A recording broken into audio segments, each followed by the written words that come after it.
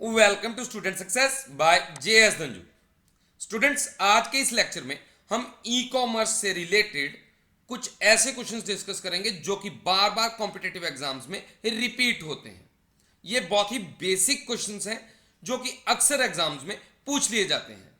Students, इस video की PDF file आप इस वीडियो के डिस्क्रिप्शन से डाउनलोड कर सकते हैं। पीडीएफ आप हमारे टेलीग्राम चैनल से भी डाउनलोड कर सकते हैं। टेलीग्राम चैनल का लिंक आपको इस वीडियो के डिस्क्रिप्शन एंड कमेंट बॉक्स से मिल जाएगा।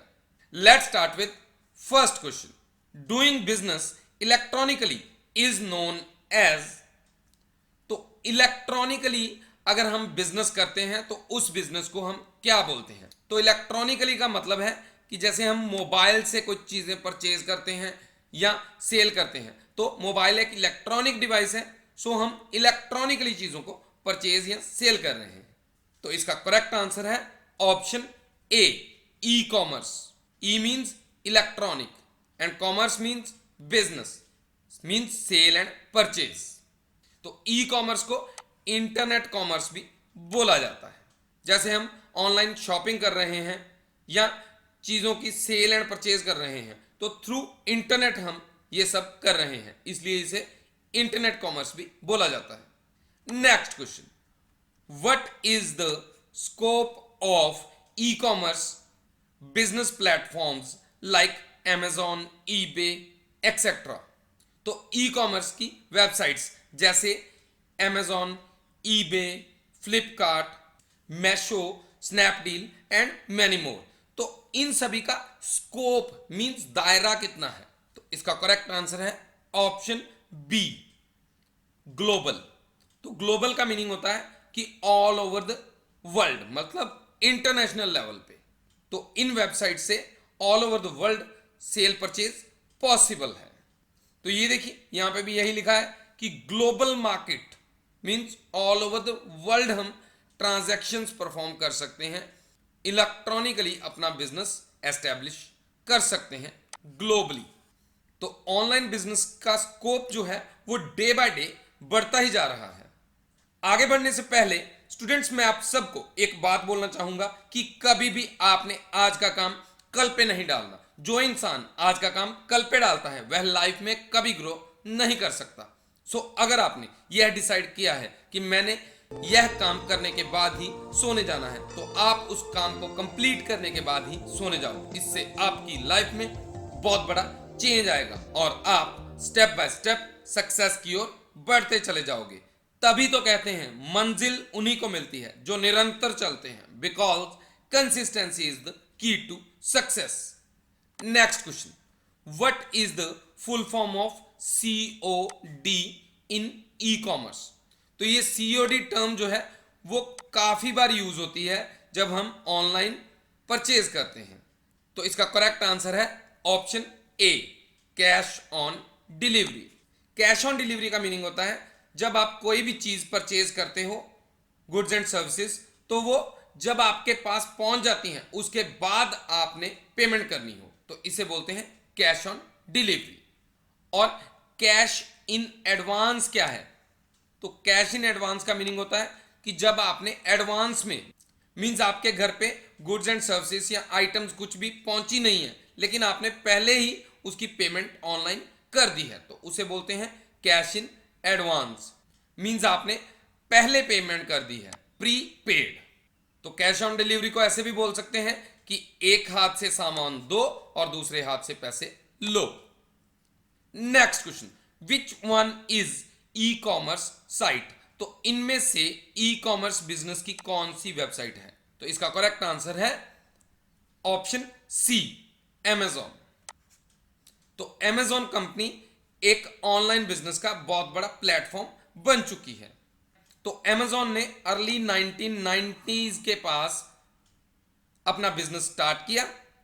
तो Amazon one of the first company मानी जाती है जिसने ई कॉमर्स वेबसाइट क्रिएट की। ये देखिए, ये आपके सामने है Amazon की वेबसाइट, जिससे आप कोई भी चीज घर बैठे बैठे परचेज कर सकते हो। Next question, which one is online payment? तो ऑनलाइन पेमेंट के लिए हम कौन सी वेबसाइट को यूज करते हैं?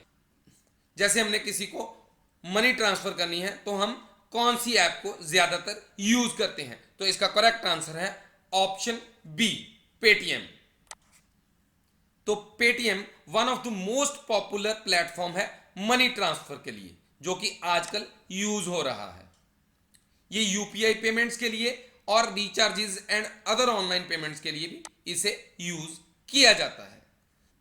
Next question, what is the purpose of OLX website? तो OLX वेबसाइट का पर्पस क्या है, किस लिए इसे यूज किया जाता है? तो इसका करेक्ट आंसर है option B, buying and selling goods. अच्छा, सबसे पहले तो मैं बता दूं कि OLX की फुल फॉर्म क्या है। तो OLX की फुल फॉर्म होती है ऑनलाइन एक्सचेंज। तो मैं बता देता हूं कि OLX आजकल कैसे यूज होती है। जैसे आपके पास कोई पुराना मोबाइल है और आप उसे सेल करना चाहते हो, तो आप OLX पे उसे डाल दोगे और जो भी बायर्स वहां पे पहुंचेंगे वो उसे परचेज कर सकते हैं। सिमिलरली आप OLX की हेल्प से कोई भी चीज सेल या परचेज कर सकते हो, जैसे online gadgets, cars, bikes etcetera. यहां पे बायर्स एंड सेलर्स जो है वो डायरेक्टली डील करते हैं आपस में। तो OLX का इंटरफेस भी कुछ Amazon की तरह ही है, जो कि मेनली हम ओल्ड सामान को बेचने के लिए यूज करते हैं। Next question, E commerce platforms like Quikr, OLX etcetera have dash scope of business. तो इसका करेक्ट आंसर है ऑप्शन बी, लोकल। जैसे मैंने आपको बताया, Amazon, फ्लिपकार्ट, स्नैपडील, तो ये वेबसाइट्स ग्लोबली बिजनेस करती हैं, लेकिन क्विकर एंड OLX जो है वो लोकली बिजनेस करती हैं। जैसे एक सिटी में या ज्यादा से ज्यादा एक स्टेट में, बिकॉज कोई भी पर्सन जो है वो ऑनलाइन परचेज कर रहा है सेकेंड हैंड चीज को, तो सेकेंड हैंड को परचेज करने के लिए वो ज्यादा ट्रेवल नहीं करता। Next question, in E commerce a buyer dash touch और फील द प्रोडक्ट। तो इसका करेक्ट आंसर है option A, can not. Means E commerce business में बायर जो है वो चीजों को टच नहीं कर सकता, सिंपली वो वेबसाइट पे विजिट करता है और वहां से चीजों को देखता है और ऑर्डर कर देता है। लेकिन अगर आप ऑफलाइन बिजनेस की बात करो, जैसे आपने कोई भी सामान लेना है किसी शॉप से, तो आप उस चीज को टच करके देख सकते हो, लेकिन ऑनलाइन बिजनेस में आप चीजों को टच करके नहीं देख सकते। Next question, online payment for an E commerce platform can be made using. तो ऑनलाइन पेमेंट हम कैसे कर सकते हैं? तो इसका करेक्ट आंसर है option D, all of above.